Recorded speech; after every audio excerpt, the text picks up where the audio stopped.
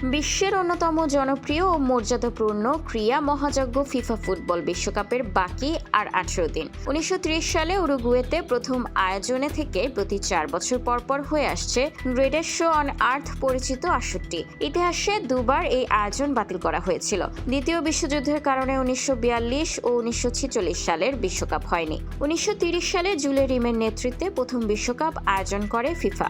Champion হয় Uruguay. 1934 সালে Italy এবং 1938 সালে ফ্রান্সে হয় বিশ্বকাপ। 1938 সালের আসর শেষ হলে পরের জন্য 1942 সাল নির্ধারণ করা হয়। আয়োজক জার্মানি। তার আগেই 1939 সালের 1 সেপ্টেম্বর পোল্যান্ড আক্রমণে দ্বিতীয় বিশ্বযুদ্ধ শুরু করে জার্মানি। ইউরোপ জুড়ে যুদ্ধের বিস্তার, খেলোয়াড়দের সেনাবাহিনীতে যোগদান এবং আর্থিক সংকটের কারণে অসম্ভব হয়ে পড়ে বিশ্বকাপ আয়োজন। 1942 সালের মাঝামাঝিতে আনুষ্ঠানিকভাবে আসর বাতিল ঘোষণা করে ফিফা। যুদ্ধ শেষ হওয়ার পরও পরিস্থিতি স্বাভাবিক হয়নি। 1946 সালে বিশ্বকাপ আয়োজনের কথা থাকলেও ইউরোপের বেশিরভাগ দেশ তখন বিপর্যস্ত।